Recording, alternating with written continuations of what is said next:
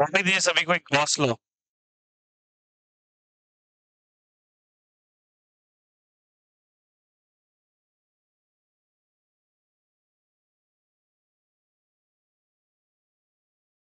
Give the topic Gauss law.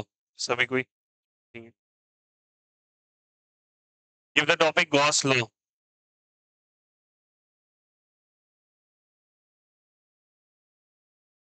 ठीक है,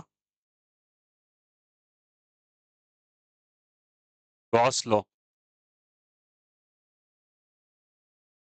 first of all write the statement. Statement लिखिएगा, इसका लिखिएगा statement.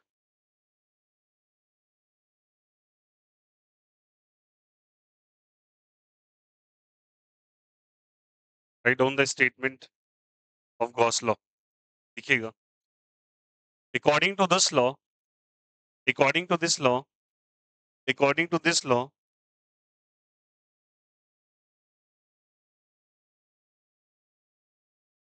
according to this law, in closed integration of in closed integration of in closed integration of electric field, in closed integration of electric field, integration of electric field with respect to with respect to with respect to variable area, with respect to variable area, with respect to variable area, that is electric flux, that is electric flux, that is electric flux, that is electric flux is equal to is equal to is equal to is equal to देखो, is equal to 1 upon epsilon naught times is equal to 1 upon epsilon naught times 1 upon epsilon naught ऐसे लिख सकते 1 upon epsilon naught times is the symbol 1 upon epsilon naught times the total charge, the total charge enclosed, the total charge enclosed enclosed in that area, the total charge enclosed in that area, the total charge enclosed in that area, because of, and that is basically called as कौन सा law जल्दी बताइए, Gauss law. इसके नीचे एक statement लिख लेंगे सभी कोई, right down the statement, integration लगाओ, गोला बनाओ, फिर लिखो ई dot D S, E dot D S summation of q enclosed by epsilon naught, write down the statement। Integration बना के बीच में एक सर्कुलर सेक्शन बनाएंगे और ई डॉट डी एस लिखेंगे, summation Q enclosed upon epsilon not करेंगे।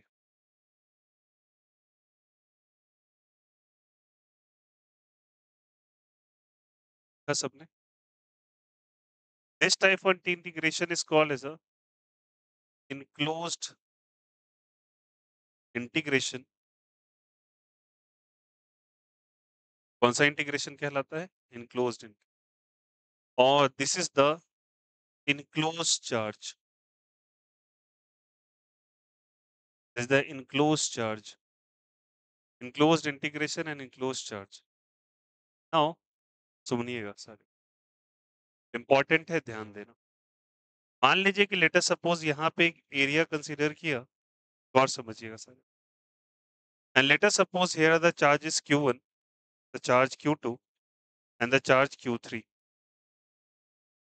पहले लिख लिया सबने वो, ठीक ना? अब सुनना इसको अच्छे से, वेरी इंपॉर्टेंट टॉपिक, ध्यान रखिए। ये चार्जेस है Q1, Q2 और Q, और मैंने एक स्पेसिफाइड बाउंड्री लाइन मान लिया जिसके अंदर ये सारे के सारे चार्जेस प्रेजेंट है। Q1 भी प्रेजेंट है, Q2 भी प्रेजेंट है और Q3 भी present.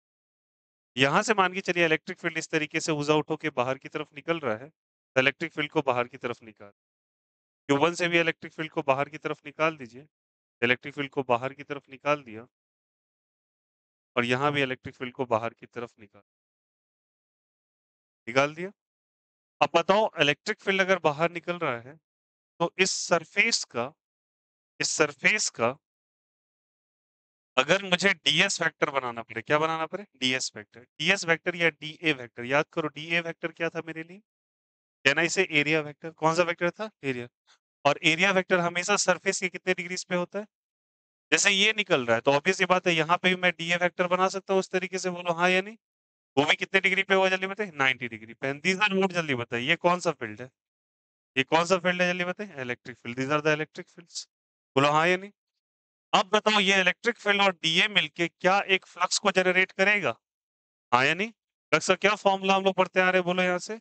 Phi is equal to E dot A. क्या पढ़ते आ रहे हैं जल्दी बताओ? ई डॉट ए।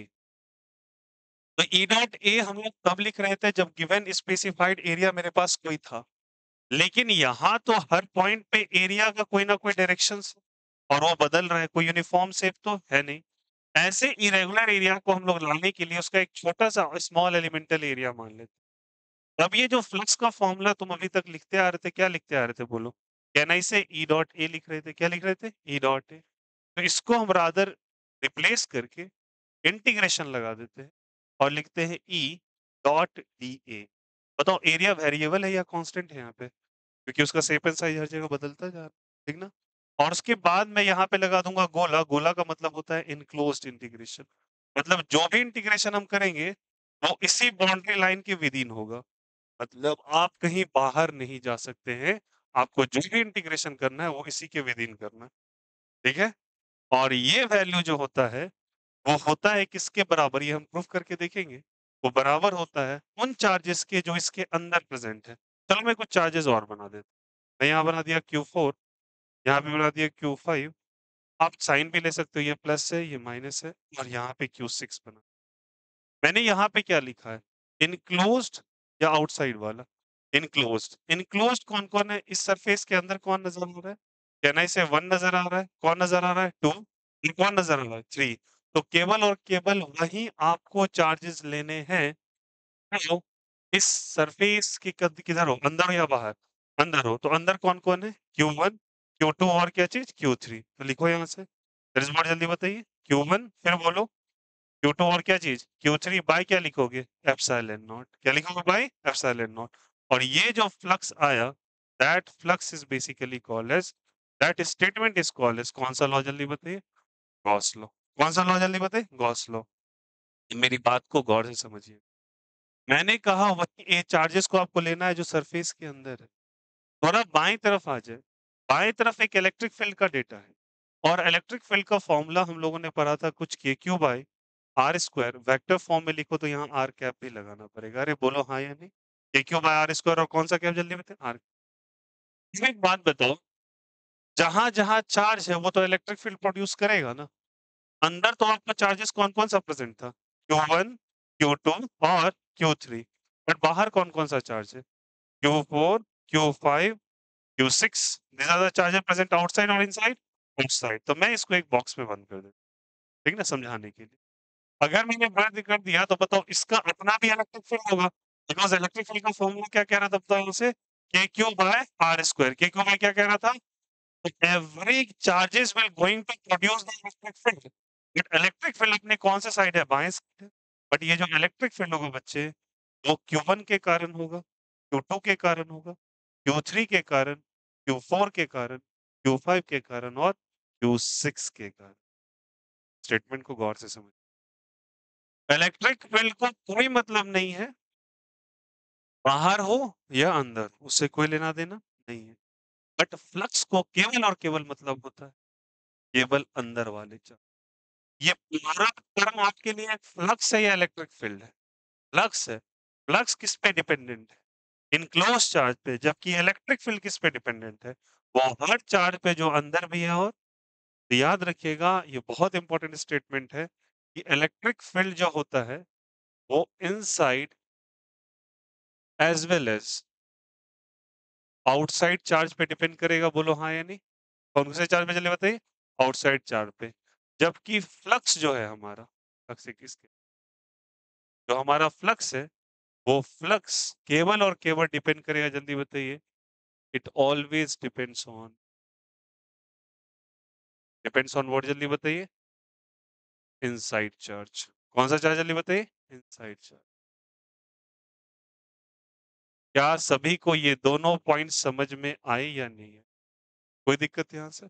सबसे इंपॉर्टेंट टर्म यही समझना है, इसलिए मैंने कहा था in close integration, now go through your definition, क्या लिखा हुआ है देखो स्टेटमेंट पे, in close integration of electric field with respect to what, जल्दी बताइए, एरिया, लिखा है ना, एरिया, और उसके जगह लिखा है फिर से flux is equal to sum of all the charges present inside that enclose surface divided by, क्या जल्दी बताइए, एप्सिलॉन, वही लिखा है 1 upon epsilon naught times the enclose charge.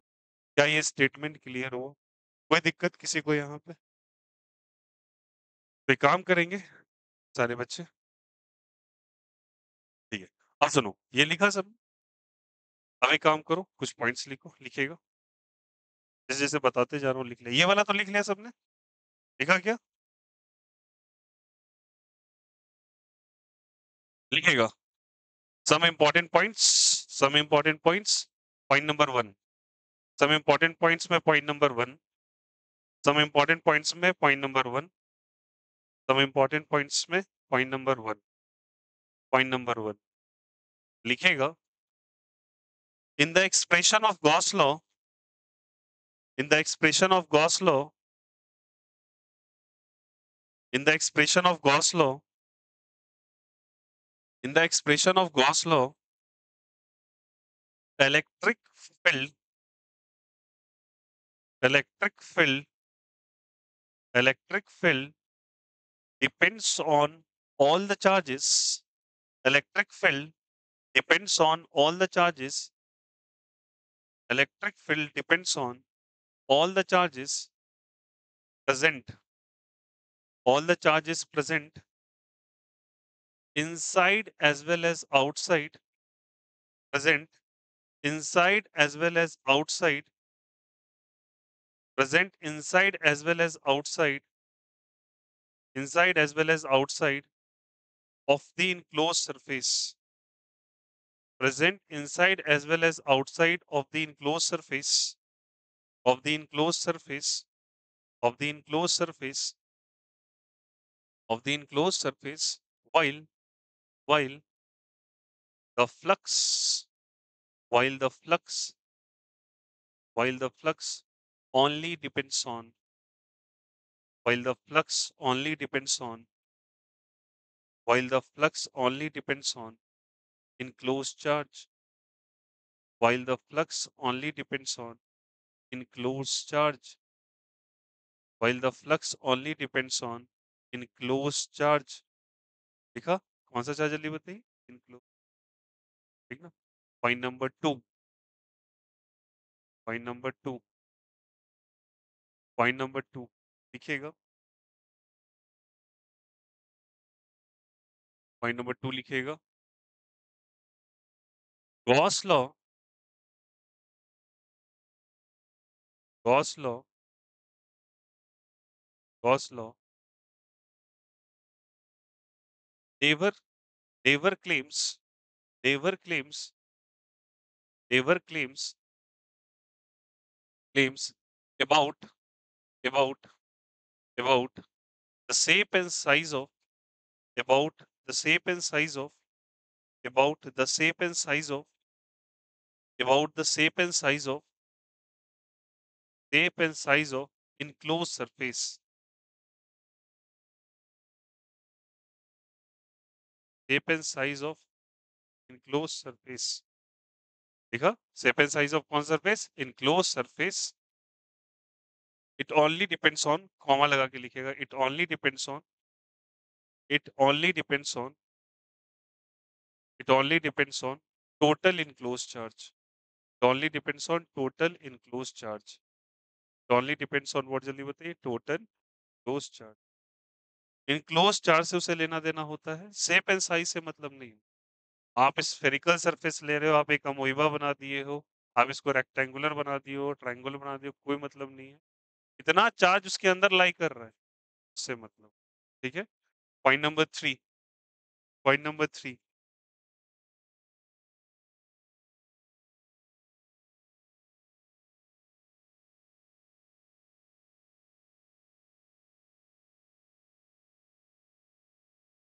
लिखिएगा।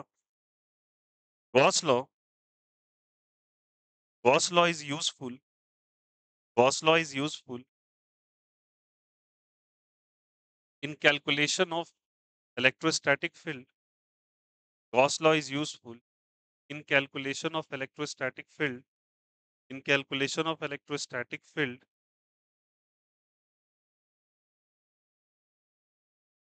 calculation of electrostatic field for the system, for the system, for the system, for the system having some symmetry, for the system having some symmetry, for the system having some symmetry, for the system having some symmetry, for the system having some. Next लिखिएगा।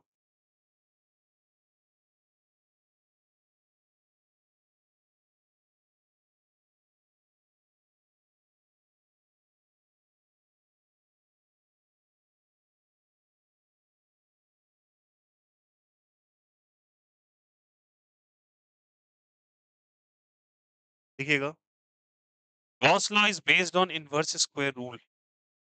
Gauss law is based on inverse square rule. Inverse square rule.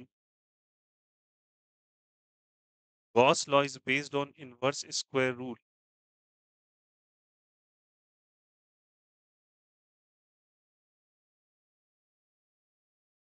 Depends on inverse square rule. Inverse square rule समझते हो क्या? Inverse square rule समझते हो क्या? Obvious सी बात है, कैसा होता है inverse square rule? F is inversely proportional to 1 upon R square. Coulomb's law में भी आया था। अरे बोलो हाँ या नहीं? कोई दिक्कत किसी को? तो इस स्टेटमेंट इज क्लियर, ये गॉस लॉ वाला। ठीक। अब इसके एप्लीकेशन समझेंगे। क्या ये क्लियर हुआ? एक काम कीजिए, ये वाला डायग्राम बना लो। ये वाला डायग्राम बना लो। Draw this diagram. बाद बाकी आप लोगों ने सारा लिख लिया।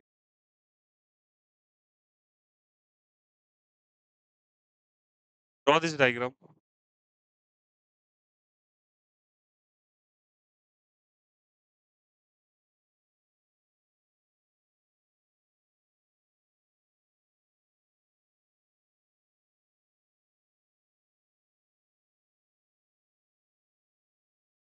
भाई वो नीतीश का है? नहीं वो नहीं, क्या नाम है उसका? यहाँ जो बैठता था। हाँ, कौन? हाँ, ऋतिक। हाँ, ऋतिक और कौन है, एक और था ना?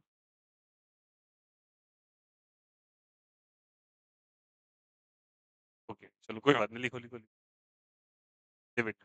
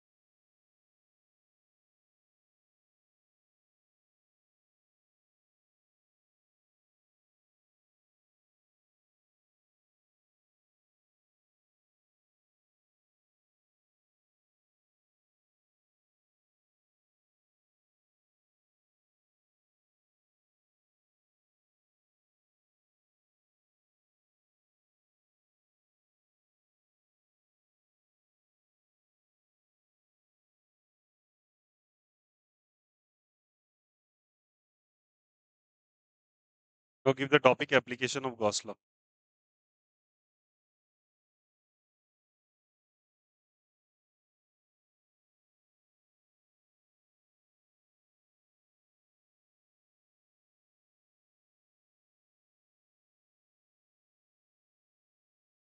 Give the topic application of Gauss law.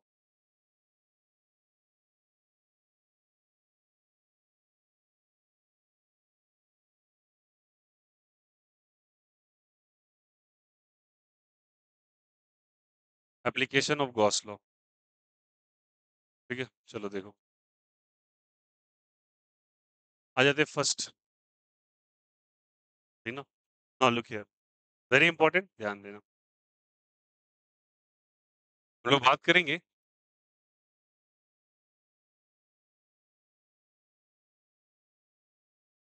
Infinitely charged long wire. Infinitely charge कौन सा वायर जल्दी बताइए? Long wire. मान लीजिए यहाँ पे एक वायर ले लिया और इस पे कैसा चार्ज दे दिया बताइए? पॉजिटिव या नेगेटिव? ठीक है, इलेक्ट्रिक फील्ड बताओ किधर जा रहा है? अगर ये प्लस चार्ज है तो बाहर की तरफ या अंदर की तरफ? बाहर की। इलेक्ट्रिक फील्ड ऐसे कर,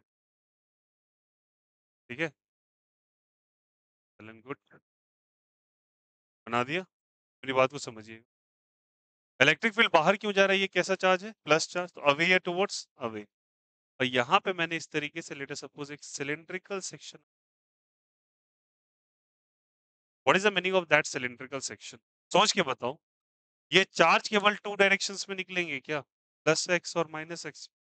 एक्चुअली देखा जाए तो चार्ज को गौर करना बच्चे, ये इलेक्ट्रिक फील्ड एक्चुअली सारे डायरेक्शंस में आउट होगा। बोलो हाँ या नहीं? ये थ्री डायमेंशनली आउट हो गया या टू डायमेंशनली? पीछे भी और आगे भी। सबको अगर एक्यूमुलेट करके अगर एक सरफेस बनाया जाए, that surface which is formed, जो बोला है वो सरफेस बच्चे सिलिंड्रिकल शेप। कौन शेप का? वो जल्दी बताइए। Cylindrical shape. अगर ये सिलिंड्रिकल शेप का है, कौन शेप का है जल्दी बताइए? सिलिंड्रिकल शेप का है। If it is of the cylindrical shape, इस शेप को बच्चे हम लोग कहते हैं गॉसियन सरफेस। कौन सरफेस कहते हैं जल्दी बताइए? Gaussian surface. और ये गॉसियन सरफेस हम लोग का एक हिपोथेसिस होता है, हम लोग ऐसा सोचते हैं, ये हिपोथेटिकल होता है। हिपोथेटिकल कहने का मतलब तुम ऐसा इमेजिन करते हो कि इसके चारों तरफ से इलेक्ट्रिक फील्ड निकल रहे हैं, सारे इलेक्ट्रिक फील्ड को अगर एक बार जोड़ के देखा जाए, ऐसा मानो कि उसके ऊपर एक एनवेलप बना दो, तो वो सिलेंडर सा कुछ नजर, सिलिंड्रिकल शेप का। अब बताओ, तुमने ऐसा गॉसियन सरफेस बना लिया और यहाँ पे तुमने ऐसे करके एरिया लगा लिया डीए। कितना एरिया लगा लिया? डीए। और इलेक्ट्रिक फील्ड इधर की तरफ, ये इलेक्ट्रिक फील्ड है, ये क्या बताइए? डीए। तो इलेक्ट्रिक फील्ड इधर है, डीए भी इधर है, इलेक्ट्रिक फील्ड इधर है और डीए भी इधर है। बोलो हाँ या नहीं? आप चाहो तो लेफ्ट साइड भी बना लो, इलेक्ट्रिक फील्ड इधर जा रहा है, एरिया वेक्टर मैंने आपको बनाने कहा था इस तरीके से, और एरिया वेक्टर हमेशा कितने डिग्री का एंगल बनाएगा? 90 डिग्री का, तो बना दो। कोई दिक्कत यहाँ से? इस सरफेस पे बनाओगे तो यहाँ पे डीए किधर होगा? ऊपर या नीचे? ऊपर। और यहाँ पे डीए नीचे। बोलो हाँ या नहीं? इलेक्ट्रिक फील्ड तो ऐसे ही जा रहा है, यस और नो? अब मुझे बताना है, सारे बच्चे बताना, यहाँ पे 90 डिग्री, यहाँ भी 90। मेरा सवाल सिंपल सा है, फ्लक्स किस डायरेक्शन में नहीं हो पाएगा? ऊपर और नीचे हो पाएगा क्या? क्यों क्यों क्यों? क्यों, कितने डिग्री का है? ये भी कितने डिग्री का? और जहां 90 होता है वहां फ्लक्स का वैल्यू क्लियरली बताया था ना। फ्लक्स का वैल्यू कितना हो जाएगा? जीरो। तो यहाँ भी फ्लक्स का वैल्यू जीरो, यहाँ भी फ्लक्स का वैल्यू, अरे यार यस और नो। और यहाँ कितना डिग्री बना रहा है? Zero degree. और इधर भी जीरो डिग्री बना रहा है, तो यहाँ थीटा का वैल्यू कितना डिग्री? Zero degree. यहाँ थीटा का वैल्यू कितना डिग्री? Zero degree. और यहाँ थीटा का वैल्यू कितना डिग्री? और 90 पे फ्लक्स का वैल्यू हमेशा कितना होता है? 90 पे फ्लक्स का वैल्यू कितना होता है? जीरो। यहाँ तक कोई दिक्कत आया सबको समझ में इलस्ट्रेशन? अब चलो अप्लाई करते हैं गॉस लॉ के एप्लीकेशन। गॉस लॉ का स्टेटमेंट कहता है E dot D is equal to summation of Q in by क्या जल्दी बताइए? Epsilon naught. ठीक ना। अब बताना, ये वायर है, वायर पे चार्ज प्रेजेंट है, वायर पे जो चार्ज डिस्ट्रीब्यूटेड वो कैसे डिस्ट्रीब्यूटेड है? लाइन चार्ज, एरिया चार्ज या वॉल्यूम? कौन सा चार्ज? Line charge. तो क्या मैं Q by L is equal to lambda लिख सकता? ये कौन सा चार्ज डिस्ट्रीब्यूशन है जल्दी बताइए? लीनियर चार्ज डिस्ट्रीब्यूशन, याद आया? Linear charge distribution. तो मैं क्या लिख सकता हूँ? Q enclosed by L is equal to lambda. तो Q enclosed is equal to lambda into L। अरे बोलो हाँ या नहीं? Q enclosed equal to lambda into L। यहाँ पे इनक्लोज्ड कह लो या फिर इन कह लो, एक ही बात है। कोई दिक्कत किसी को? तो क्यू इनक्लोज क्या लिखा बताओ, लेमडा इनटू एल। ऐसा क्यों लिखा? यहाँ पे जो चार्ज क्या था, क्यू था, और इसका लेंथ कितना माना मैंने, एल। तो Q by L is equal to क्या लिखा, लेमडा। तो Q enclose equal to lambda into क्या लिखा, एल। कोई दिक्कत किसी को? अब बताइए ई और डी ए के बीच में कितने का एंगल, 0 डिग्री का। चलो अप्लाई करो। E D A cos of कितना डिग्री, 0, is equal to summation of Q enclose by क्या हो जाएगा बताइए, एप्सिलॉन नॉट। कॉस 0 का वैल्यू 1, ई को बाहर कर दे क्या, ई बाहर हो गया, इंटीग्रेशन ऑफ क्या चाहिए बताइए, D A is equal to summation Q enclose by क्या हो जाएगा, एप्सिलॉन नॉट। अब बताना सबको, इंटीग्रेशन ऑफ डी ए, ये एक छोटा सा पोर्शन है सिलेंडर का, और सिलेंडर को इंटीग्रेट करते जाओ पूरा का पूरा, तो इस डीए को इंटीग्रेट करते जाओ, ये पूरा सिलेंडर बन जाएगा। और सिलेंडर का एरिया क्या हो, पाई आर स्क्वायर एच, नहीं वॉल्यूम है वो, एरिया क्या होता है, it's area is equal to कितना होगा वो तो यहाँ से, अगर डीए को इंटीग्रेट कर दिया जाए तो एरिया कितना आ जाएगा बोलो यहाँ से, 2 पाई आर एल बोल दे क्या, वाई एल, लेंथ इसका क्या है एल, मतलब जो उसका हाइट है 2 पाई आर है जिसको क्या, इंटीग्रेशन ऑफ डीए क्या आ जाएगा बोलो यहाँ से, 2 पाई आर एल, अरे बोलो हाँ या नहीं। और यहाँ क्यू इनक्लोज का वैल्यू कितना है बोलो यहाँ से, लेमडा इंटू एल बाय क्या हो जाएगा, एप्सिलॉन नॉट। कुछ कैंसिल आउट होगा, एल से एल क्या हो गया, कैंसिल आउट। ई का वैल्यू कितना निकला बोलो सब, ई का वैल्यू बोलो यहाँ से, लेमडा बाय बोलो क्या लिखना, 2 pi are into epsilon naught. 2 pi are into क्या चीज, एप्सिलॉन नॉट। क्या सभी को समझ में आया, क्या सभी को समझ में आया, कोई दिक्कत किसी को? तो क्या है हमारे पास रिजल्ट, जल्दी बोलो जैसे, lambda by 2 pi are into epsilon naught. क्या आर जो है, आर जो है, आर ये रेडियस है, आर क्या जल्दी बताइए, रेडियस है। आर एक तरह के डिस्टेंस भी तो है, क्या जल्दी बताइए, डिस्टेंस है। मुझे इस पॉइंट पे इलेक्ट्रिक फील्ड निकालना है, क्या निकालना है, इलेक्ट्रिक फील्ड। तो उसका डिस्टेंस वायर से कितना जल्दी बताइए, आर। तो वो आर आ गया, बोला हाँ या नहीं। लेमडा कौन सा चार्ज डेंसिटी है जल्दी बताइए, लीनियर चार्ज डेंसिटी। अरे बोलो यहाँ से, कौन सा charge density, linear charge density, जो लीनियर चार्ज डिस्ट्रीब्यूशन के अंदर आ। कोई दिक्कत किसी को? अच्छा अब एक बात बताना, ये रिजल्ट कहीं तुम पढ़े हो, ऑनेस्टली से, ये रिजल्ट कहीं आप पढ़े हैं पहले? अच्छा वायर वाला रिजल्ट कहीं पढ़ा है क्या, वायर वाला रिजल्ट कहीं पढ़ा है? कहीं वायर नहीं आया है पूरे चैप्टर में, आया था, वहां पे भी कुछ रिजल्ट था। क्या रिजल्ट था बोलो, k lambda by are sine phi one plus sine phi two, k lambda by r plus sine phi one plus sine. अब थोड़ा इस रिजल्ट पे गौर करो, ई का वैल्यू कितना है बोलो सब कोई, ई का वैल्यू कितना है फिर से बोलो सब कोई, के lambda by 2 pi R epsilon naught. तो अगर वो रिजल्ट आया, थोड़ा समझना यहाँ पे, मैं इसको हटा देता हूँ, मैं फर्दर यहाँ पे आ रहा हूँ उसको। अब देखना मेरी बात को, ई का वैल्यू है बच्चे lambda by 2 pi R epsilon naught, ठीक ना। 2 से मल्टीप्लाई और डिवाइड कर दो, क्या आ जाएगा बोलो यार, 2 लेमडा बाय 2 से यहाँ मल्टीप्लाई करेंगे, 2 से क्या हो जाएगा 4, 4 pi are into epsilon naught. अरे बोलो हाँ यार, थोड़ा इसको अरेंज कर देते हैं, 2 रहने देते हैं, 1/4 पाई एप्सिलॉन नॉट को एक साथ ले लेते हैं, और लेमडा बाय आर को एक साथ अरे बोलो हाँ यार, 4 पाई और यहाँ पे क्या आ गया epsilon naught, lambda by R को अलग कर दिया। 1/4 पाई एप्सिलॉन नॉट क्या होता है, के, वेरी गुड। तो क्या हो जाएगा, 2 के लेमडा बाय आर। अरे बोलो 2 के लेमडा बाय आर, 2 के लेमडा बाय आर। हमारे पास कैसा वायर है जल्दी बताओ, इन्फानाइटली चार्ज लॉन्ग वायर। अरे बोलो हाँ या नहीं, कौन सा wire, infinitely charge long wire, ठीक ना। अब याद करो वो रिजल्ट, क्या आप बोले थे बोलो सबको, के lambda by are sine phi one plus sine phi two, या थीटा 1 प्लस थीटा 2, जो भी लगाना है लगा। अब अगर वायर इनफाइनाइट था और थीटा 1 थीटा 2 का वैल्यू कितना था,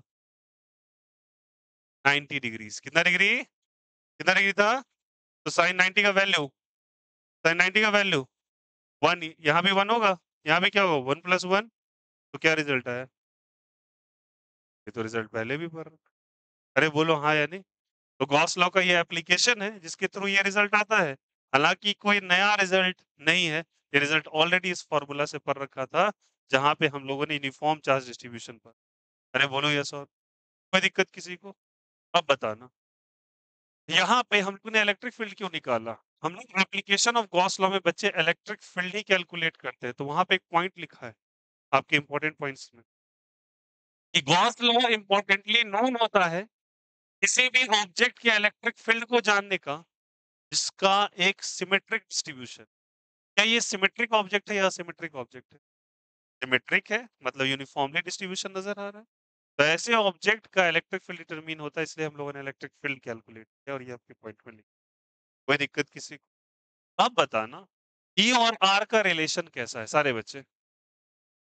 lambda by 2 pi R epsilon naught, अरे बोलो हाँ या नहीं? ई और आर का रिलेशन इनवर्स का डायरेक्ट का, तो ये इलेक्ट्रिक फील्ड है और ये क्या जल्दी बताइए आर। कैसा रिलेशन? इनवर्स। इसका इनवर्स रिलेशन तो क्या ग्राफ रेक्टेंगुलर हाइपरबोला बनेगा? अरे बोलो हाँ या नहीं? तो कई बार बना चुके, तो ई और आर का रिलेशन। क्या सभी को इनफाइनाइटली लॉन्ग वायर है? तो क्या भैया डेरिवेशन रहेगा, तो क्या हमको इस वे से करना पड़ेगा? अगर गॉस लॉ के थ्रू पूछा, आपको यही अप्लाई। ठीक है? क्या ये भी एक है? हाँ, इस रिजल्ट का एक सब्सिडरी फॉर्म है वो। ये तो बहुत वास्ट फॉर्म है, ठीक ना, जो हम लोग डिटेल से पढ़ा भी है, ठीक ना। बट अगर आपको गॉस लॉ के थ्रू कहेगा, तो आपको गॉस लॉ स्टेटमेंट को इस्तेमाल करके ही प्रूफ कर। आया समझ में? कोई दिक्कत किसी को? आइए सेकेंड वाला समझते हैं। Second topic is basically infinitely charged तीन शीट,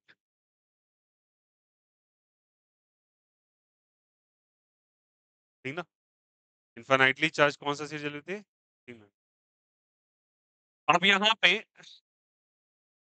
इसमें याद देखिए, इनफाइनाइटली चार्ज थीन सीट का मतलब, सुनिए यहाँ से, इनफाइनाइटली टर्म जो यूज किया गया है, उसके वो इनफाइनाइट थिकनेस को रिप्रेजेंट कर रहा है।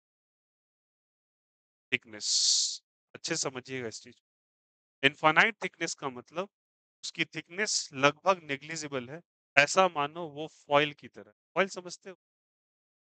पत्थर कहते हैं, जैसे जैसे होता है सिल्वर फॉइलिंग की जाती है मिठाइयों पे, तो कितना पतला होता है वो, ऐसा मानो कि ये बहुत ज्यादा पतला थी। ठीक है, सीट पर उसकी थिकनेस काफी पतली। अब मुझे इसका इलेक्ट्रिक फील्ड निकालना। क्या ये इंपॉर्टेंट? बहुत इंपॉर्टेंट, ध्यान रखिएगा। मानो कि लेटर सपोज यहाँ पे ऐसे करके हम लोगों ने माना, और ये चार्ज सीट है, मैंने इसको पॉजिटिवली चार्ज दे दिया। सारे बच्चे बताना, इलेक्ट्रिक फील्ड बाहर या अंदर? इलेक्ट्रिक फील्ड बाहर या अंदर? क्यों बाहर? क्योंकि ये प्लस चार्ज है, माइनस चार्ज है, प्लस चार्ज है, तो इलेक्ट्रिक फील्ड इधर की तरफ आएगा क्या? यहाँ भी इलेक्ट्रिक फील्ड किधर आएगा? इस साइड आएगा। विदाउट किसी को आया यहाँ पे? सारे बच्चे बताना। अब मुझे लेटर सपोज यहाँ पे मैं इस तरीके से एक एरिया ऑब्टेन कर लूं, मान लिया। अब यहाँ पे ऐसे करके हम लोग ले लेंगे, एक एरिया कंसीडर कर लो। फिर से ये जो एरिया माना, इसे तुम कहोगे गॉसियन सरफेस। कौन सरफेस कहोगे? गॉसियन। ध्यान देंगे सारे बच्चे, फिर से बोलो। मैं यहाँ पे अगर सेक्शन ले लूंगा, तो ये डीए बाहर की तरफ आ जाए, और यहाँ पे ये इलेक्ट्रिक फील्ड है, बोलो हाँ या नहीं? ये कौन सा फील्ड है? Electric field. और ये क्या कौन सा वेक्टर है बताइए? DA vector. Well and good. सारे बच्चे बताओ, ये भी कौन सा फील्ड? Electric field. ये कौन सा वेक्टर? DA vector. सारे बच्चे बताओ, थीटा का वैल्यू कितना डिग्री? 0 डिग्री। यहाँ भी थीटा का वैल्यू कितना डिग्री? 0 डिग्री। यस और? अब सारे बच्चे बताओ, दोनों साइड से इलेक्ट्रिक फील्ड आ रहा है, तो इंटीग्रेशन ऑफ क्या लिखेंगे बोलो यहाँ से? इंटीग्रेशन ऑफ, सारे बच्चे, इंटीग्रेशन ऑफ ई डॉट क्या जल्दी बताइए? DA. E dot DA, left side भी और right side, plus integration of E dot DA. अरे बोलो हाँ या नहीं? मैंने 2 बार क्यों किया? लेफ्ट साइड भी और क्या चीज? राइट साइड भी कर दिया यहाँ से। Is equals to summation of Q in by क्या लिखा जल्दी बताइए? Epsilon naught. Summation of Q in by, इसको 2 बार इसलिए किया क्योंकि ये लेफ्ट साइड भी है और राइट साइड भी। इसके केस में 2 बार क्यों नहीं कर दिया? क्योंकि इसका पूरा का पूरा सरफेस 2 पाई आर एच जो होता है, पूरे कर्व सरफेस को रिप्रेजेंट। अरे बोलो हाँ या नहीं? क्या इसका लेफ्ट और राइट होगा? इसका लेफ्ट राइट पॉसिबल है, बट इसका लेफ्ट राइट पॉसिबल नहीं है, क्योंकि इसका पूरा 2 पाई आर एच यही होता है। सी एस ए पढ़ा था ना आपने कर्व सरफेस एरिया, ये तो कर्व सरफेस एरिया ये कहाँ गया? दिस 2 पाई आर एच, कहीं नहीं लिखा है क्या? यहाँ पे जो स्टेटमेंट लिखा है 2 पाई आर एच, ये पूरा का पूरा सी एस ए रिप्रेजेंट। अब बताओ, ये 2 बार लिख सकते हैं क्या ऐसे ऐसे? ये 2 टाइम्स ऑफ क्या लिखेंगे बोलो सब कोई? ई डॉट बोलो बोलो, D A is equals to summation Q in by क्या लिखेंगे? Epsilon naught. सारे बच्चे बताना क्या हुआ। झाड़ू लीजिए, ऊपर साफ कीजिए, क्लास चल रहा है अभी, टाइमिंग होता है ना आने का कुछ, अभी भी आ जाते हैं आप लोग। अभी है क्या वहाँ? जाइए सीढ़ी झाड़ के चले जाइए, सीढ़ी झाड़ दीजिए पूरी, क्लास छोड़ दीजिए। देखिए, summation Q in close by क्या हो जाएगा? Epsilon not. अब बताइए, इनक्लोज्ड एरिया चार्ज किधर होता है बताइए, इनसाइड या आउटसाइड? इनसाइड। इनसाइड होता है तो क्यू इनक्लोज्ड बाय क्या हो जाएगा? Epsilon not. अब मेरी बात को समझिए। क्यू इनक्लोज्ड अगर मुझे पता करना है बाय क्या लिखे चले होते हैं? Epsilon naught. तो क्यू इनक्लोज्ड पता करना है मुझे, हाँ बताओ ये कौन सा चार्ज डिस्ट्रीब्यूशन है? एरिया या लाइन? एरिया चार्ज डिस्ट्रीब्यूशन है। बताओ 3 चना का चार्ज डिस्ट्रीब्यूशन पढ़ा था। ये कौन सा जल्दी बताइए? एरिया। तो क्या लिखेंगे बोलो, याद करो। एरिया के लिए क्या टर्म यूज़ किया था? कहना इसे सिग्मा, बोलो क्या यूज़ किया था? सिग्मा। तो बताओ यहाँ से सिग्मा इज़ इक्वल्स टू क्या था? Cube. Sigma is equals to सारे बच्चे क्यू बाय ए। तो Q is equals to sigma into A. अरे बोलो यस और नो। कोई दिक्कत है यहाँ पे? अब यूज़ कर लो यहाँ पे 2 टाइम्स ऑफ ई और डीए के बीच में कितने का एंगल? 0 डिग्री। ये डीए 0 का एंगल तो क्या लिखेंगे बोलो यहाँ से? कहना इसे बोलो यहाँ से ई डी ए कॉस ऑफ कितना डिग्री? 0। और क्यू इनक्लोज्ड का वैल्यू, क्यू इनक्लोज्ड कितना आ गया बताओ? सिग्मा इंटू ए। तो सिग्मा इंटू ए लिखो। बाई क्या लिखेंगे बताओ यहाँ से? Epsilon naught. क्या मैं ई को बाहर कर लूँ फिर? कॉस 0 का वैल्यू सारे बच्चे 1।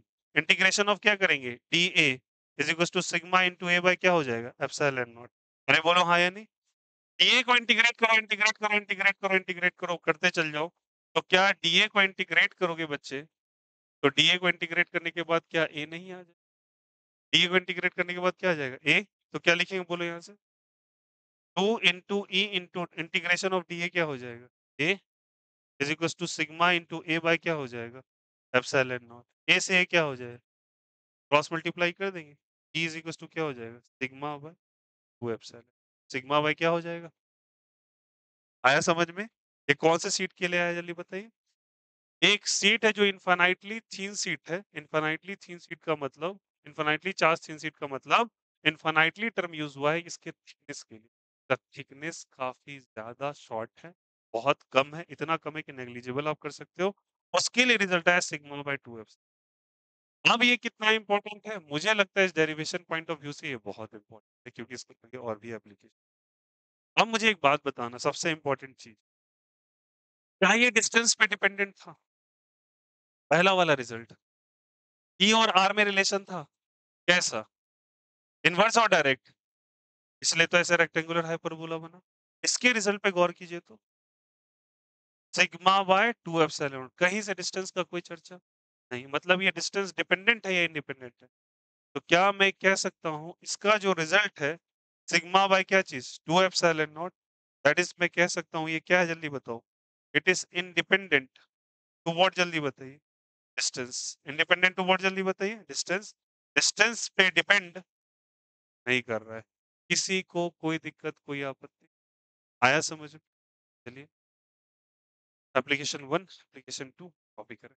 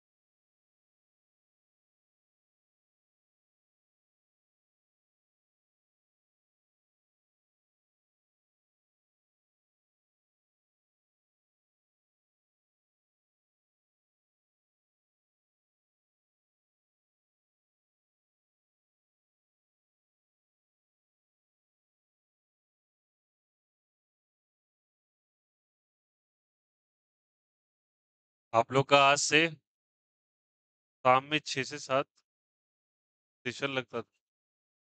6 से 7 वाले सेशन में अल्टरनेट डेज अब स्टार्ट होगा। आज जैसे होगा केमिस्ट्री का ही और कल फिजिक्स, आज केमिस्ट्री, कल फिजिक्स। 11th का जो एक हाइड्रोडायनामिक्स का सेक्शन छूटा हुआ है ना, यस और नो, वो वाला 11th वाला जो सेक्शन है वो कंप्लीट होगा शाम में।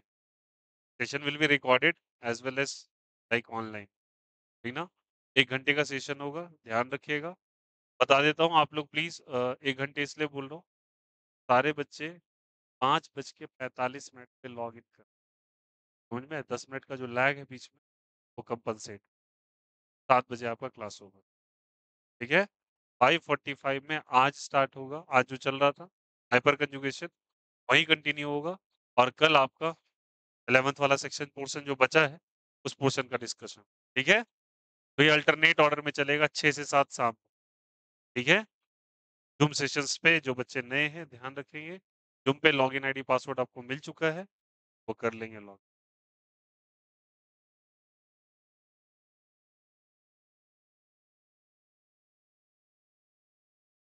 देखो कभी कभी बच्चा लगता क्या है कि देखो कुछ बच्चे इनकंसिस्टेंट हो जाते हैं और फिर उन्हें लगता क्या है कि उनकी चीजें पैरेलल नहीं चल रही।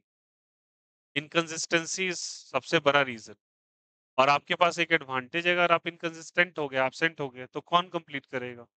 वो भी चीज चला गया, इन स्टिल कंप्लीट नहीं। तो अब लगता क्या है कि कुछ नया अगर हो जाए लाइफ के अंदर, तो कुछ नहीं, आपको ही कंसिस्टेंट रहना पड़ेगा। कुछ बच्चों को मैं देखता हूँ अगर लेटेस्ट सब नहीं आ पाए, चलो आपकी रिस्पॉन्सिबिलिटी है ना कि आप नहीं कर पाए, बहुत बिजी शेड्यूल में, आपकी टाइम की बहुत कदर है मुझे, तो कहीं और टाइम लगा लेते फिर वो भी नहीं कंप्लीट हो पाता। 24 घंटा बिजी।